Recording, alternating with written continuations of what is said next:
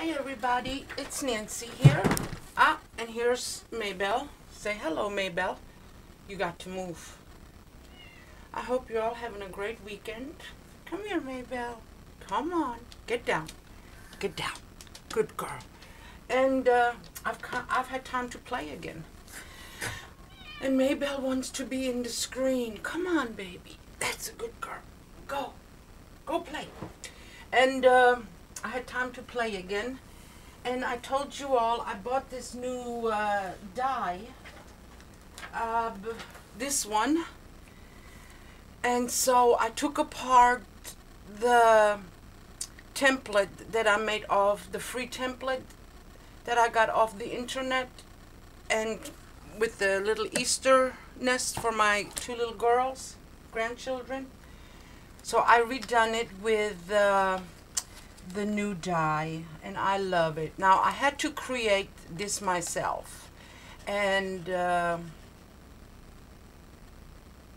I got this with a Cricut cartridge. It's called Lazy Labels, and so I did that myself. And that's how, and I took off everything that was on the other one, you know, with the glue gun, with the thingy, and melted it down. And then put a doily in there. And that's the way it is now. And I love it. I love this new die. And of course I had to make a thingy to make it stand up. I put a rock in one of them, and in the other one I forgot to put a rock in, this one. So it doesn't stand up as well, you see, it's a little jiggly. Oh, Maybelle. Go on, May. Go on. You're not the project. And so I've redone it. Did I show all this to you already? If I did, I'm sorry. But what else I did, so this is basically the same as the other one, except a new cup. Then I made two of those for my end tables. And it's also with the little cups. And these are just little spring bouquets. And I cut this out of got this on the internet also, off Pinterest. And then I just fussy cut it and glittered it. And there's a little butterfly. And I need to, and again, I put a thingy down there to make it stand up good, because these didn't come with the die, the saucers. And there's the second one, same thing. And this is just tissue paper that I cut with the, is it pinking shears? I just cut these and stuffed them in there, you know, cut a long strip. And then just cut, and glued it around in the cup. And here I put a little spoon. You can't see it because I did too much on it maybe, but it's alright. And here I put a little trim.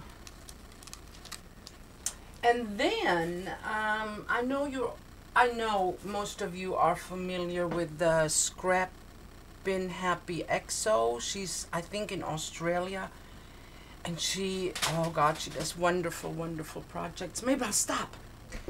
And she made ballet shoes out of she made a form out of out of toilet paper roll, wet toilet paper, and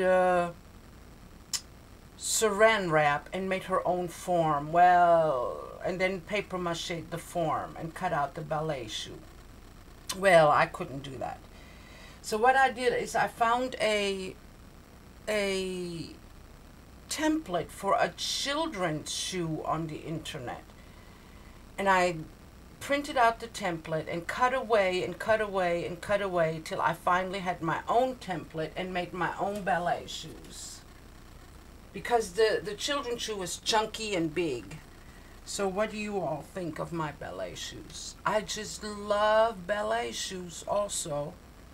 And I wanted to do it, but I don't have the patience, as her name is Jeanette. If you're not familiar with her channel, which I'm sure you are, go over to Scrappin' Happy XO. and she has fantastic tutorials. So here's my little shoe, and of course this part is glued to this part, and you will have a little gap in here, but that's okay because I covered the whole shoe, the top of the shoe, with the lace, and then I used this little rickrack here and here, and it covered up the little gaps. So you see, it's okay if there is gaps. And I glittered the bottom, and I put little tiny, I just bought this from I believe Lavish Laces. It's little tiny flat back pearls. That's my first time using that size. They're fabulous because it's so easy to work with. It goes around anything. So I put that in there, and on the inside I put some little it's a tulle, and I glittered the inside of the sole, as you can see here. This is a little flat back mold, that Mod Podge mold. Then I had these little sprays, and this I bought a long time ago at I think Tuesday morning for like $1.99. And these little white leaves I got off Lace, and just cut off little leaves. And there's a little rosette, and there's a little flower from where I cut those leaves, little birdie. And this I got off Lavish Laces also, I believe, and I cut it apart. And I didn't have any more little nests. I'm trying to learn how to make little nests with jute. And where is it? I have one somewhere. I'll show it to you next time.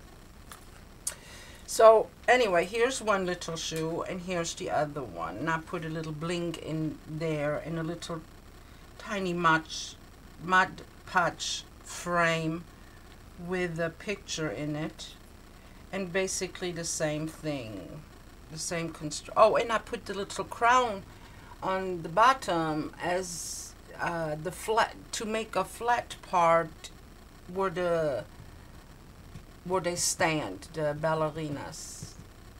So I did that on both of them, you see.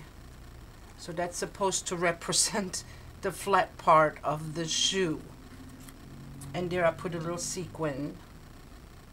And there's my little birdie again. And here's a little thing I got from Hobby Lobby. And the only thing I did was, you know, of course, after I cut away the baby shoe, it took me like 3-4 tries before I had the size that I wanted. Because you have to make it narrower also, the sole. This was up high, really high, like a baby shoe. And so you have to flip, you know, to make a lefty and a righty, you have to flip, of course, your pattern. God, I got glue strings everywhere. And then I just used this little seam binding and put little blingy up here on the bow to hold the seam binding down to hang it. And I thought it came out okay for my first try, but I want to make more, especially she made, and you know who also makes them is Marlene on For You Marlene one. Oh, but she used, I think, real ballerina shoes, and she made some for Christmas, and it was fabulous. And I want to make some for next Christmas also, but tinier than this. So I will have to experiment some more. So I'm still working on my spring bush with the Easter eggs, and I will show that to you when it's finished. And oh, I did one more thing. I did this here. It's a little centerpiece for the table.